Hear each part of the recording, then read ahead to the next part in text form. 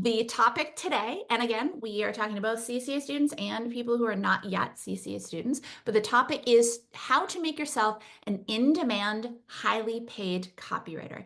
And one of the tactics we're going to talk, or the main tactic we're going to cover in today's training is crafting your USP. And if you're like, I don't even know what a USP is, don't worry, we're going to cover that. But before we do, and I know for CCA students, you're going to be like, I know this already, the little part of an intro about what it is, what the copywriting industry is like right now. Just, it's a refresher. It won't last long, I promise.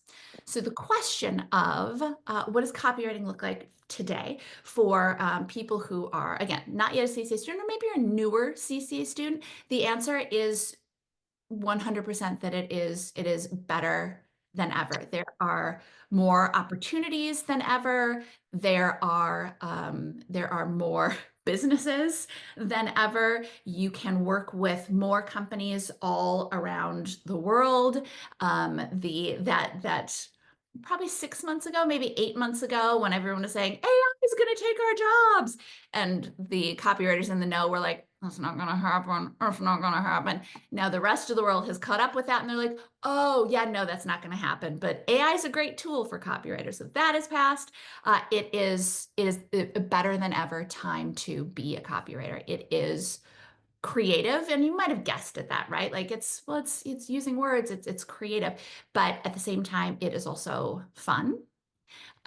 It is interesting. You get to work with such amazing clients and work on such amazing projects. And even the ones that you're like, I don't know about that client. Is that really going to be that fascinating? When you dig into the specifics of projects and you start wrapping your mind around how you need to talk to a potential customer and what their needs and their wants are and how can you connect best with them, super duper interesting.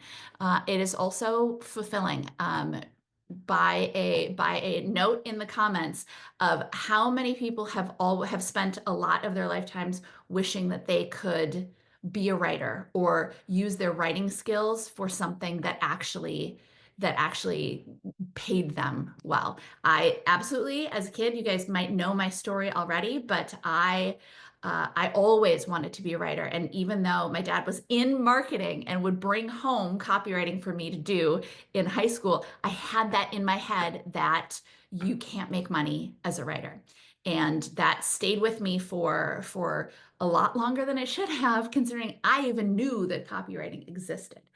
So a lot of our students will share that being able to say, I am, oh, what do you do for a living? I'm a writer it's incredibly, incredibly fulfilling.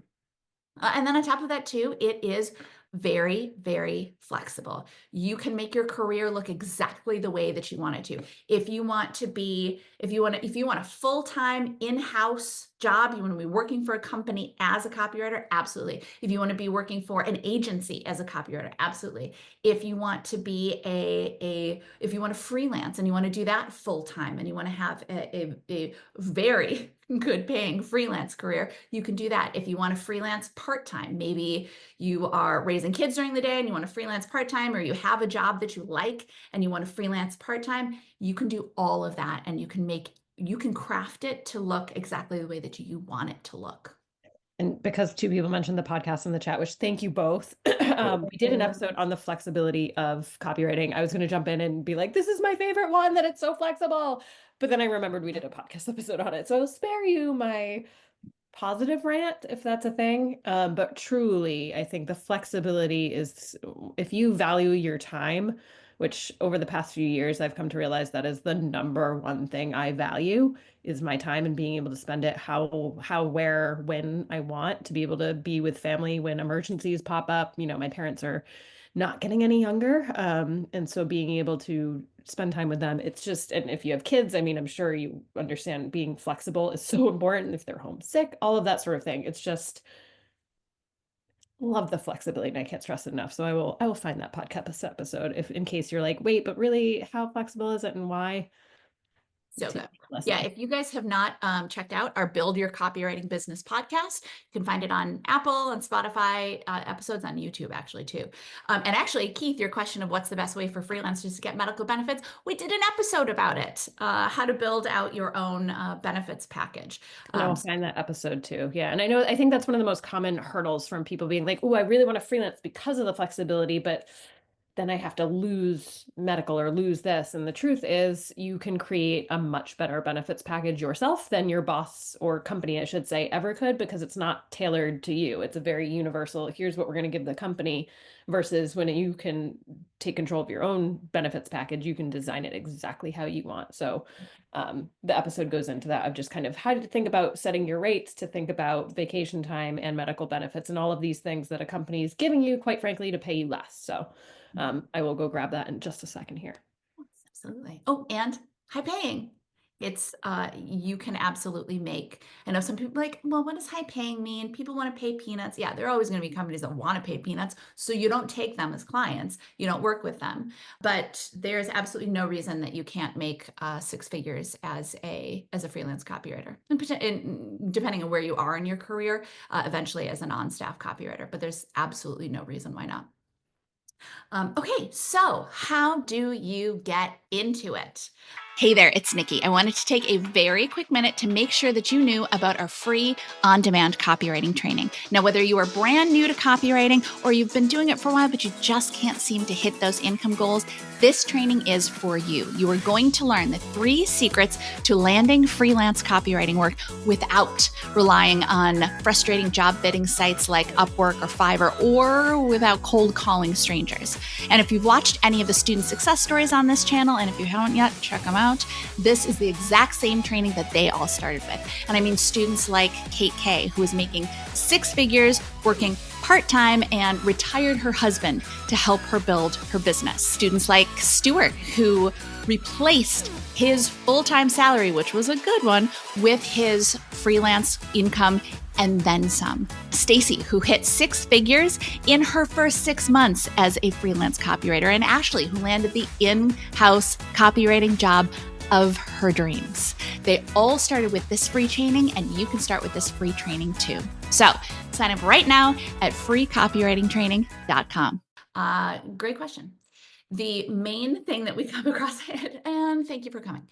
No, the main thing that we come across when people are trying to wrap their minds around how to get into a new career is they very quickly come across this catch-22 of you need clients to get experience, and you need experience to get clients. And part of that is true. I know that initially it seems all true, but really it's actually just part of that that's true. The truth is it impossible? I mean, and is it so high paying because no one can get in? The great news to that is no, that is absolutely not the case. You do need experience to get clients. Yes, that is true, but you do not need clients to get experience. So you do need clients to get experience. No one should be taking copywriting clients without knowing how to write copy. I think we kind of, if if we're not all on the same page, then this is not going to work for you. You're not in the right group here. We are all professionals. We go through professional training. We hold ourselves to high standards, and we're only taking clients because we are trained in copywriting. But you don't have to have clients to get that experience. So your steps are, number one, you learn copywriting. Like I was just saying, you have to be trained in it. It is, our CCA students can tell you, if you're not yet a CCA student, our CCA students can tell you that it's a very different kind of writing than any other kind of writing. It's very learnable, absolutely. But you need to learn how to do it, and you need to build build those skills. And part of how you build those skills is by practicing regularly and getting feedback. It always worries me when someone says, "Oh yeah, I read a book about copywriting." Okay, well, but if you're not writing copy, you're not learning. And if someone isn't giving you feedback, the way that our coaches do in the Facebook group and the way that we do on the coaching calls, if you're not getting that feedback, you're not honing your skills. And that is absolutely the best way to get better, is to get that feedback. And then From there, this is where we get into the difference from what people expect, right? So after you've practiced your skills and you get feedback, and that practicing your skills is where you get into you're building that experience. And then from building that experience, then you create what are called spec ads to showcase your skills. And spec ads are ads that you create that look like they're for real clients, and you label them as specs so everyone understands you haven't been paid for that work, but they are the ads that you would create if you had been hired for that company. So for example, you might say, I want to create an ad that would be like a banner ad from Target because I want to showcase my skills in writing banner ads. So you'd work with a designer and you'd create a banner ad, you label it as spec, and describe the project. But what you're doing is that you're showing that you have the chops to write copy before you actually have those paid clients. And again, you're going to label it a spec, so nobody's going to be like, oh, you worked for Target, do you know Susie Kim? And then you have to, that's not how it works. They understand that it is spec, but that's perfectly fine, because what they're looking for is a demonstration that you can write copy well. And then from there, as our CCA students know, then we teach you a very value forward way to pitch and land clients, quite frankly, a proprietary way that gets our students regularly saying that their potential client said, thank you so much for reaching out. Thank you for sending me a pitch. So it's, as you can see, it's all perfectly possible to get into it. It's truly is just a matter of following the steps. And obviously there are a lot of smaller steps within that, but that's something that we guide all of our students through. Okay, so now that we've covered that, we're going to dig into the USP. How do you set yourself apart from the competition without prior experience? Because this is another thing we hear a lot too, right? Is I want to get into copywriting, but I don't have a marketing or a copywriting or marketing or advertising background. Does that count against me? Does that mean that I'm not going to get paid as well, or I'm not going to get as many jobs as someone who has a marketing or advertising background? Well, the first thing to know is that nobody is, and let me know if I'm skipping ahead, Kate, but stop. The first thing to know is that nobody is born writing copy, right? No, literally no one is born writing copy. So if today is your first time that you are starting to think about copywriting, great news. You are in excellent company. You are in the same place that absolutely everyone who has ever become a high paid copywriter started out, the exact same place. But also, the vast majority of people who get into copywriting don't come at it through like, oh, I went to college for copywriting, or first of all, because you can't major in copywriting in college. You might be able to major in marketing or advertising, and then copywriting is this itty bitty little, not big enough course. So the vast majority, I would say, of our students, and we are nearing 12,000 students now, which, by the way, I was going to say this till the end, but I think I want to say it now because I'm very proud. We are the number one all-in-one online copywriting training program. There's one bigger, but you have to buy like 8 courses to even get close to what we offer our students. But anyway, the vast majority of those nearly 12,000 students that we worked with don't come from marketing or advertising or copywriting backgrounds. They don't come from that. And I know that seems like a limitation, but the truth is that it's actually a benefit for you. And that's what we're going to dig into in this USP process, because your background is what makes you unique and what makes you especially valuable as a copywriter. So if you're thinking, oh, I spent 20 years as a firefighter, or I spent 20 years as a social worker, or I spent 20 years as a stay-at-home parent, or I spent, describe your background. We probably have at least a handful of a similar background in the program. But it is your individual, your unique background that makes you valuable. It is your unique perspective that you bring into copywriting, when you layer that unique perspective and you layer on top of that the copywriting skills that you learn, that unique perspective is a big part of what makes you valuable. Yeah, and just to underscore that point, I don't come from a marketing background, and I know Nikki introduced me as the marketing manager for the team. And yes, I have zero background. Obviously, now I do. I've been doing this for a long time now, and my background was I got into copywriting with no background in marketing or advertising, or I like to write like many of you. I went to school for writing, literature, and publishing was my major. I was going to go to the publishing side of things, which is very, very different than advertising and writing for advertising. So just to anecdotally add to that, you can go the career can take you lots of places. I never knew if I love copywriting. I still do copywriting. I still have freelance clients as a copywriter. But then I loved the broader scope of marketing as a whole. And so moved that direction and luckily had this opportunity.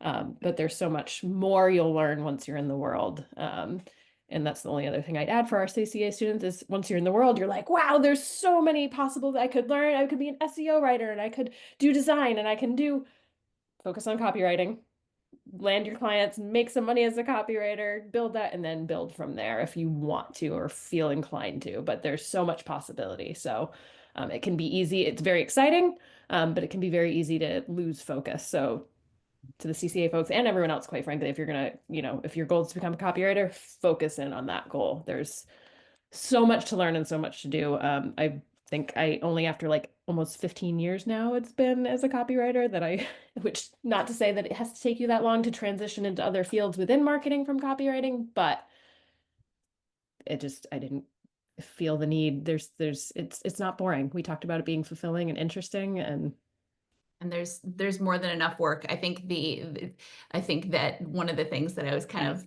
giggle at, because it's one thing for me to say it, right? For Kate and I to say it, like there's so much work out there, but I love it when we do. Like we'll be in the Facebook group and we'll chat, or Kate and I will do interviews with our students on the Build Your Copywriting Business podcast. And I love it when people are like, I can't believe how much work there is out there. I'm like, I know. I did mention that. I know you didn't believe me, and that's okay. You kind of have to discover it for yourself, but it's true. Okay. yes. So your USP, and this, if you have notes, this is the time to start taking notes because this is a workshop. Your USP is your unique selling point, or sometimes called your unique selling perspective, but it is what sets you apart. And like I said, grab that pen. I would strongly recommend pen. It can be, well, no, whatever. But we are going to craft yours right now. Grab a crayon if you want to. Grab a crayon. I was just thinking using your computer, going to be hard to go back and forth, but we're going to craft yours right now. Now, I will say that we're going to craft yours right now.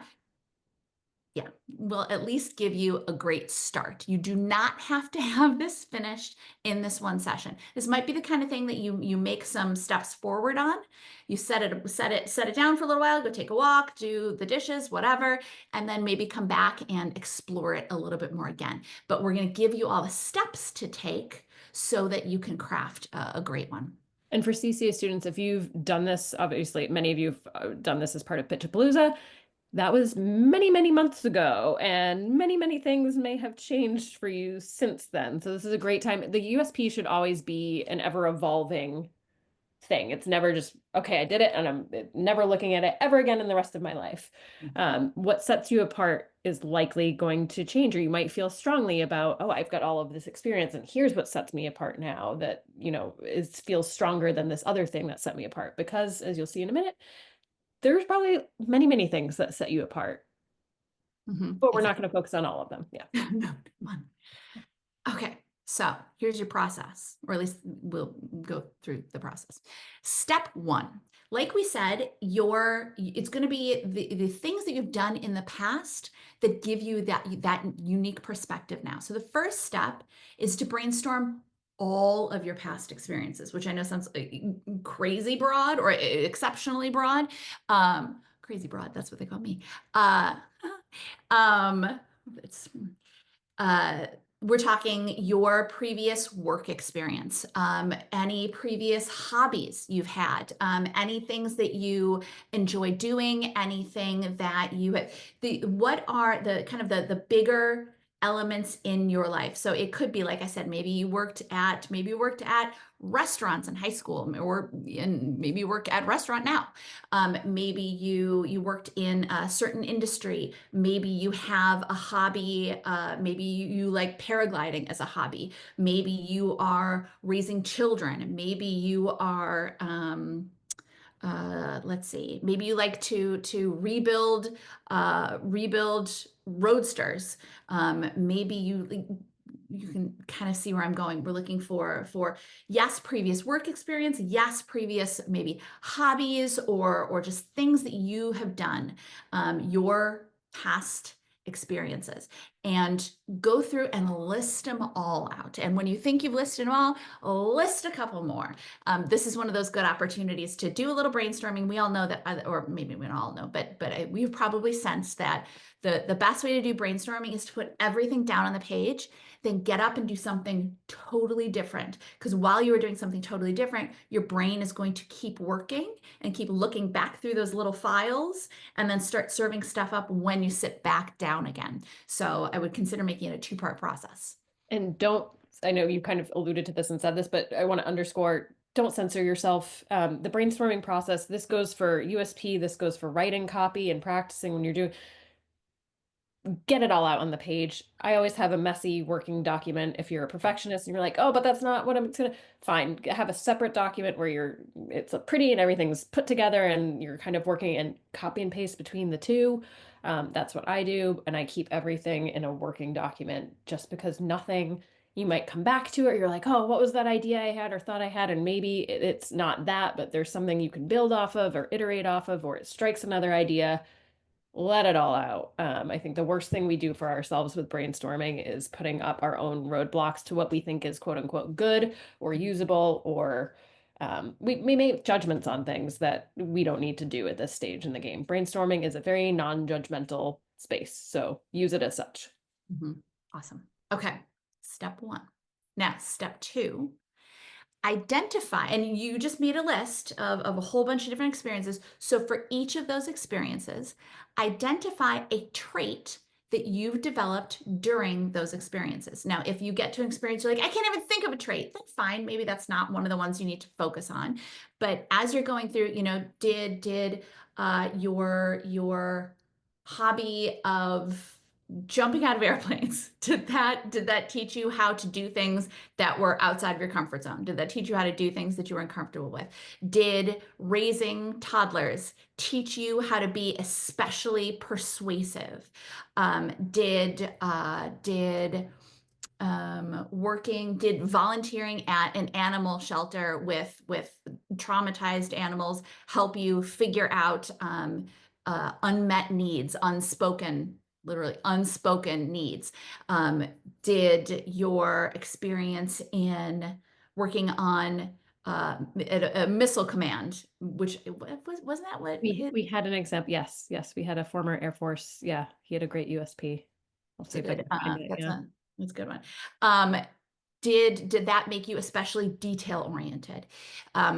Again, don't try to think beyond this step. Stay in the step. But what is a trait that you developed during these experiences? And I know we say one. That's a typo on my part. It should be what's a trait that you developed in each of these experiences. And if you think of a couple of different traits, that's fine. If you're like, oh, but I also learned this and I also, at this point, again, no censorship. Put down whatever those traits are and list them all out. This is back to Kate's earlier comment, just get it all on the page. There's no, well, I don't know if that's important enough. I don't know if it's all important at this stage. Put it on the page. And I would say too, if you're still blocking yourself, you would be so very surprised of what seems so common to you. You're like, of course, this is a skill I have. Everyone has this skill. No, 9 times out of 10, I know CCA students, if you can back me up, but like people put stuff in the group and they're like, wow, that's awesome. You did that, know that. And you realize how much you bring to the table that isn't actually all of that common. Mm-hmm. Yeah, we take our experiences and we take our skills and natural talents. We tend to take them for granted, and this is an opportunity to let them shine. Okay, Yes. so that's step two. And step three, you're going to choose one experience and one skill, and then you're going to convey how that trait makes you an especially skilled copywriter. So at this step, we're going to start narrowing things down, right? So maybe you say, like, say that you raised toddlers, which I realize they don't stay toddlers forever. I don't have kids, but I am aware of how human beings work. But yeah, maybe you just finished raising toddlers. Um, but so maybe you're going to choose, all right, I'm choosing the raising toddlers, and then that taught me how to what did I say? Oh, how to be especially persuasive to a sometimes hostile audience. And as a copywriter, that makes me especially good at figuring out what is going to be the persuasive messaging for any audience that a client brings to me.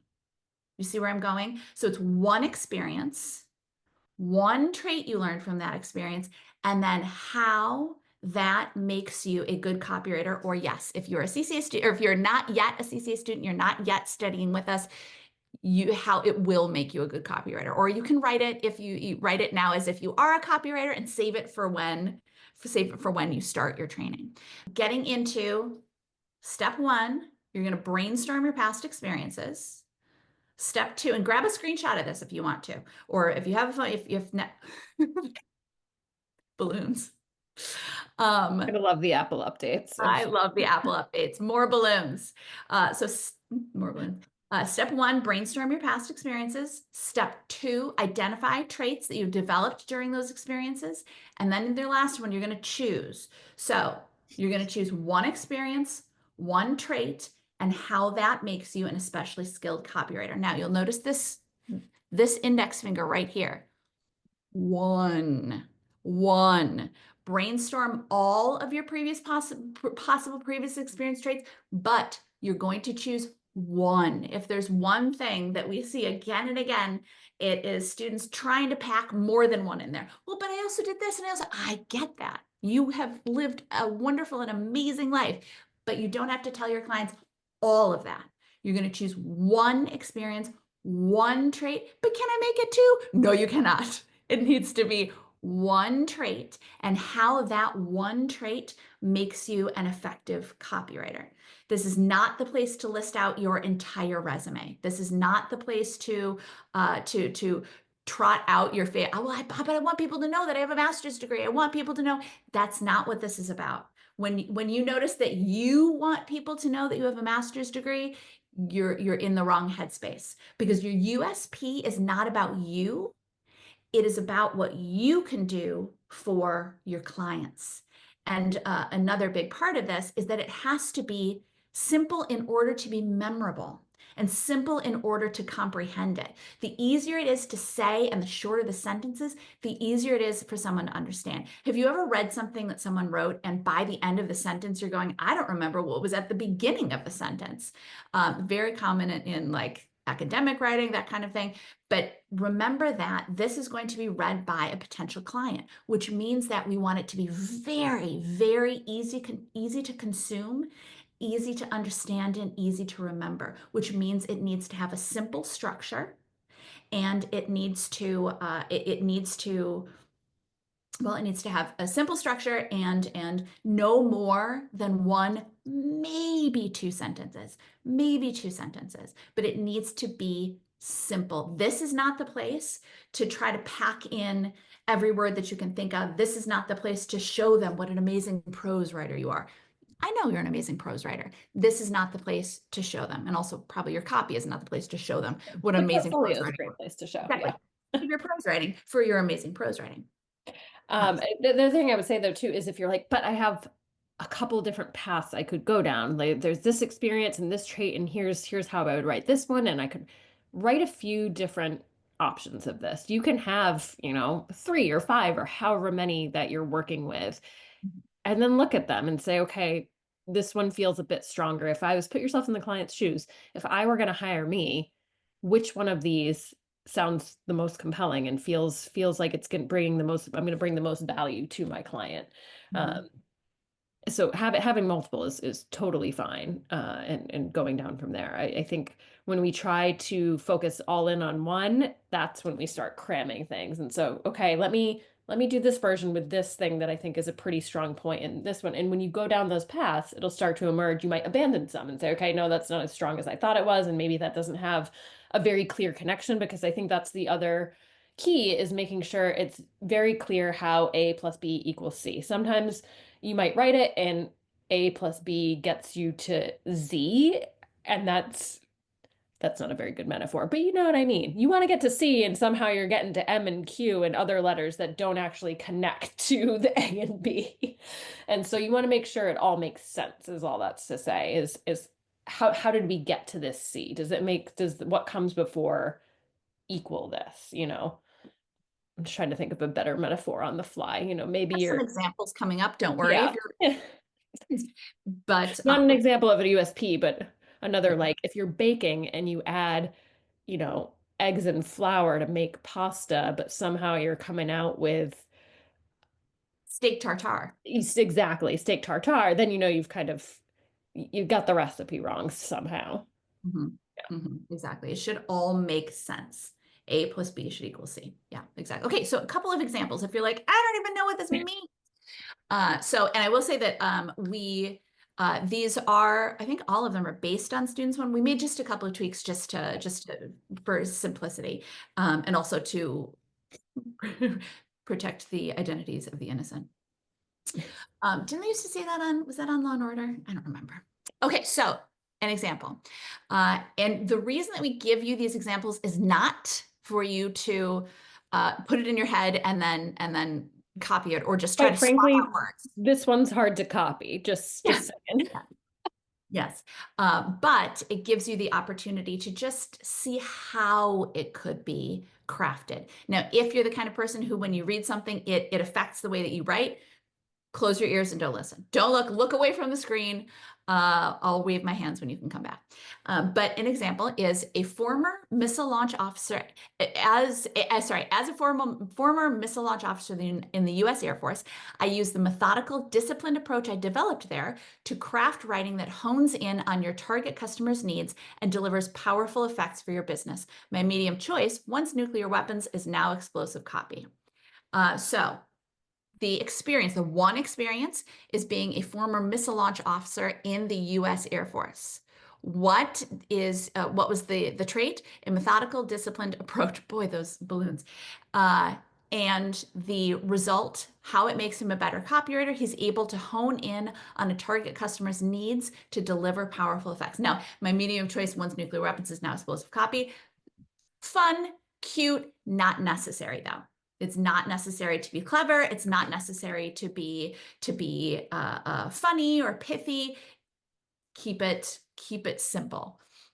As a former international aid worker, I know how to build strong relationships that transcend social and cultural barriers.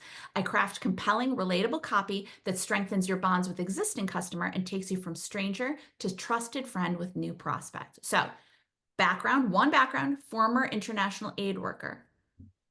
The trait is I know how to build strong relationships that transcend social and cultural barriers. And how that makes her a better, I just happen to know it's a her, a uniquely skilled copywriter is that lets her craft compelling, relatable copy that strengthens your bonds with existing customers and takes you from stranger to trusted friend with new prospects. Now, I want to say, as we're reading all of these, if you're like, wow, how did they even come up with all this stuff? Give yourself time to workshop this. If our CCA students will know, it takes time to write great copy. And if this is the first time that you're kind of exploring writing, this is copy for yourself. If this is the first time you're writing copy for yourself, the first thing you should know is that you are going to be the hardest person to write for. I wish that were not the case, but writing about yourself is the hardest job that you'll have. It's so much easier to write about other companies. So be gentle with yourself. This is not an opportunity to beat yourself up. This is an opportunity to practice something new. Okay, next one. As a nonprofit leader, I learned exactly how to inspire people to invest in lasting solutions for their community. I bring that expertise into copywriting, helping people connect with your business in a lasting, heartfelt way and inspiring them to invest in the solutions you offer. So, nonprofit leader. Next part, I learned how to inspire people to invest in lasting solutions. And the way that she brings that into copywriting is by helping people connect with your business in a lasting, heartfelt way and inspire them to invest in the solutions that you offer. A plus B equals C. And Okay. yes, could we nitpick and say lasting and lasting? Maybe we get rid of that echo? Sure. But the idea is it fits Yeah. honed in on that one thing. Exactly. As the parent of young children, I've become uncannily adept at discerning unspoken desires and crafting persuasive communication. As a copywriter, I use these same skills to perceive the unique wants and needs and wants of your audience, and then create messaging that speaks to those desires and compels them to take action. One in the chat too, Oh, just yeah. yes. So Anna, well done, by the way, on the fly. And if you don't mind, it's in the chat, so I hope you don't mind. Having lived in several countries across Europe, I've had the unique opportunity to adapt to diverse cultures, languages, and perspectives. Love it. So you have your experience of living in Europe, the skill of adaptation. This experience has honed my ability to think on my feet, adjust to different communication styles, and connect with varied audiences. As a copywriter, this allows me to tailor messages that resonate with target markets, ensuring that each piece of content feels authentic, relevant, and impactful no matter the audience. So I think you might know what I'm going to say here. Number 3, you can just tell from number 1 and 2, the length of it. There's a lot packed in here. So I would take a look. And so where you say, think on your feet, adjust to different communication styles and connect with varied audiences, pick one of those. And how can you combine that with what you're doing as a copywriter? So tailor messages that resonate with target markets, ensuring that each piece of content feels authentic, relevant, and impactful, no matter the audience. And I would even take it a step further to say, so that what is Mhm. that going to help do for your client? So that's another tip when you're writing your USP. This, don't get me wrong, this is a fantastic, fantastic start, Awesome. especially in the last, I don't know, 15 minutes or whatever it is. Um, but as you're doing your USP, everyone, especially on part 3, when you're thinking of, okay, how does this make me a valuable copywriter? Whatever you come up with, see if you can take it a step further. This does this for my client, so that, so that, so that, so that, and see how far you can go down that so that Mhm. train of thought, if you will. I just wanted to remind everyone that copywriters and not yet copywriters, um, 50% of writing copy, at least, of actual writing of copy is editing it. So it'll be something that you'll write your first version, maybe or maybe write a couple of versions, step away, come back to it, and you'll want to edit it for the sake of simplicity, edit it for the sake of clarity, edit it to make it more powerful. I think we probably have time to go through maybe like 1 or 2 more, but I want to say we to make sure that we are good for your time. If you're a CCA student, share it in the Facebook group. That's what we do. You'll get feedback from your fellow students and our coaches in the Facebook group. Share it on a Coaching coaching call. call. The Get last that one was live today, this feedback. morning. Oh, yes, exactly. Get live feedback. You can workshop it live with our coaches and your fellow students. The more that you share and collaborate, and the more that you give feedback and get feedback, one of the things that we always say in the Facebook group, on top of the fact that CCA students, we have an amazing community. And you want to ask for feedback, and you want to ask for feedback, absolutely, but you want to give like 3 times as much feedback, because giving feedback, you will learn just as much, because you're using the skills that you are building in the training to discern what works and what maybe could be improved upon. And I say it that way because we're a very supportive group. There's no like, you need to change this. There's, oh, I see what you're going for here. I wonder if something along these lines would be more effective, or I think I might be missing the benefit in this statement, or something along those lines. But so ask for feedback, but give it just as much, in fact, more. It's going to help build those skills. So let's do one more. Let's see, what do we have? Yeah. Um, Jonathan says, as a language-loving wordsmith with extensive market research experience, I offer you a uniquely effective blend of consumer psychology and linguistic agility. awesome. I love that start. I would take that to the so what. Mhm. What does the consumer psychology and linguistic agility do for your client? And What do then you think you are golden. And Lydia, I love is the first two parts. This is nailing it. I think now just the part three of what that brings to your clients as a copywriter. And the only other thought I had when I was reading yours as well, and I'll read it out loud for the sake of recording. As a former journalist, I know how to take complex information and craft it into a compelling story. Um, I wonder too if there's something in there in terms of the complex information. Do you know how to identify the most important pieces of information that are going to resonate with your readers? Something to think about. Awesome. Awesome. Okay, let's see. Let's make sure we stay on top. Again, if you're a CCA student, share it in the group and get that feedback. Because I know and to be fair to everybody's time, we won't be able to dig in too much here. There's some great starts, though. I love what everyone's sharing. As we So said, take some time. Yeah. yes, take some time and craft and polish yours. I realized that we're like, yeah, think of this as the starting point. This is your opportunity. Now you know what goes into it. Now you have the opportunity to work on it on your own. Copy should never be something that you have to do like on a stopwatch or something like that.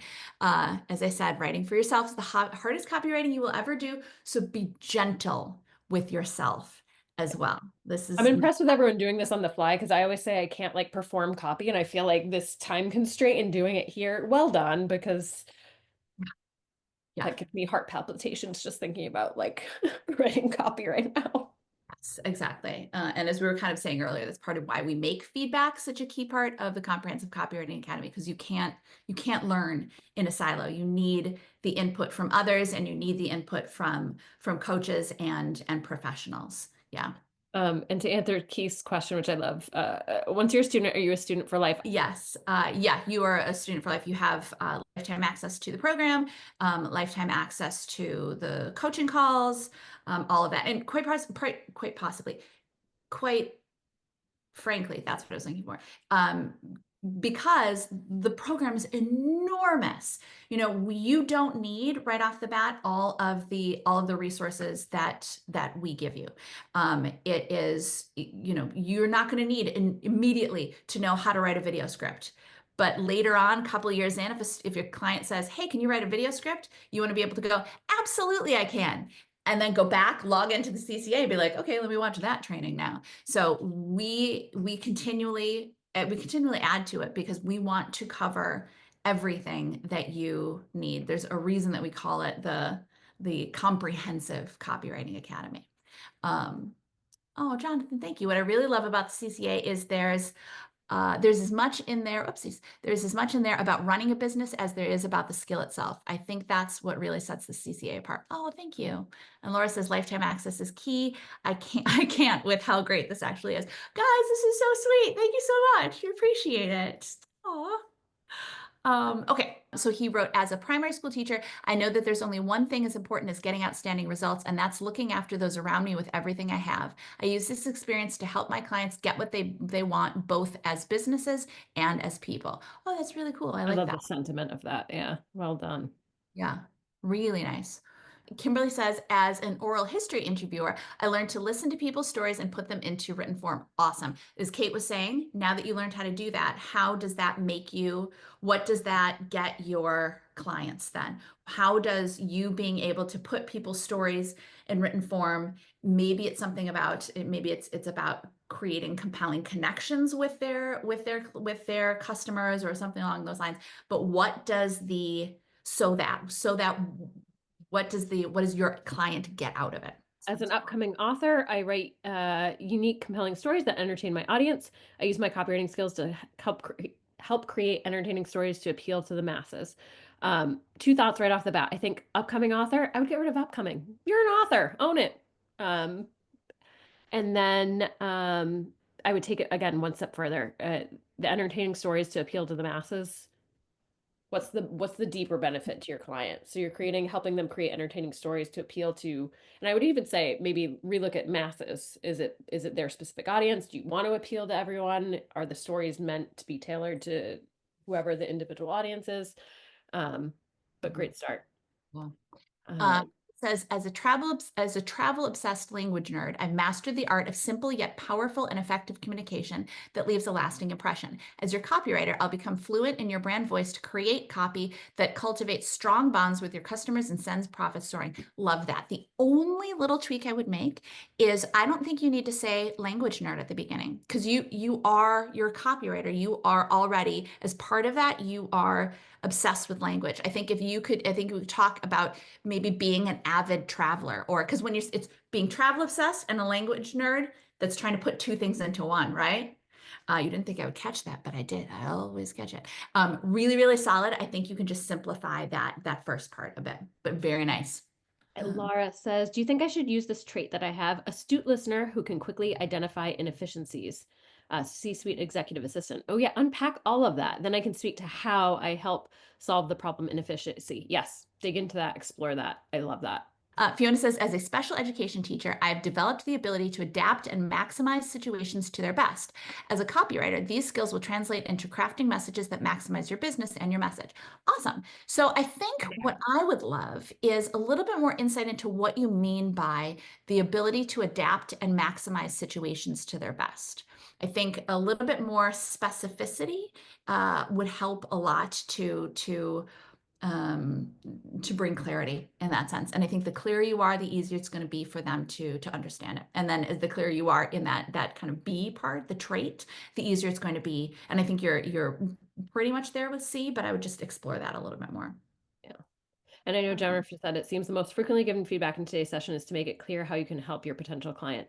Yeah, I think that's probably the hardest part sometimes. I think two roadblocks on these is, again, focusing in on the one thing, but once you have those, really thinking through what is the deep benefit to my client. And I think that's one of the challenges in copywriting in general. And I think feedback you'll hear again and again in general, and you'll start to do it yourself, is taking everything. Can I take this any further? Is this the deepest benefit that I'm connecting with here? Or is there something even more important that I've maybe looked over or missed in what I'm doing? And so I think this is kind of the first time, if this is your first time working with the USP or in copywriting in general, that's, I think, again and again, something that you'll flex that skill more and more. And I think you'll get faster at getting to the deeper benefit as time goes on. And Rich says, as a Bible studies expert, I craft copy that speaks to the soul of your market. So I like the cleverness is fun, but what we're missing is that B. What is the trait that you develop, right? Because you don't necessarily have to be a Bible studies expert to be able to craft, to be able to speak to the soul of a market. Do you just see what I'm saying? It can be very tempting, especially when we're writing things for ourselves, writing things for our own websites, to try to get hooked on a theme, or to be like, oh, I love how clever that is, and save that, because that may be something you can use in other places or in other ways. But for your USP, you really want to stick to that A plus B equals C formula. But definitely save that, because it is cute. It's fun. Michael, that's a great question. Is there a clue on targeting a client based on your trait and skill set? Like I was Mr. California, which amazing. And used to writing about discipline, nutrition, and training. I'm sure there are clients that would not be a fit for me. There are certainly lots of clients that would be a fit for you, though. And so I think you can certainly do your outreach based on what you're interested in and who you want to work for. But as we always say, and you're going to hear us say it again and again and again, and I'm sorry for those that are sick of it, but don't make assumptions on clients who wouldn't want to work with you. I would put it in your shoes. Like, do I want to work with them? I think too often we go into interviews or things like that, and they're like, oh, we want them to pick me. And it's like, wait, but do we want them too? This is also good relationship advice, friends. Just same thing when you're interviewing for a job, picking clients, doing outreach. So I also would caution everybody listening not to make any assumptions about what kind of work we're going to want to do or what kind of work we aren't. You have heard Kate and I say ad nauseum that some of the clients that ended up being the most fun were from the outside, maybe clients that you would have thought, I don't think I want to do that kind of work. But the more you dig into things, the more fascinating it can be. There's some of my best clients and my most favorite clients were clients that from the outside, like commercial tractors, apps or loyalty apps for restaurants, like the kind of, we're like, I don't know. But the more you dig into it, the more fascinating it gets. And it's part of what makes copywriting fun, that combination of creativity and strategy. Okay, so with that, we're all done. Good work, everybody. We'll see you later.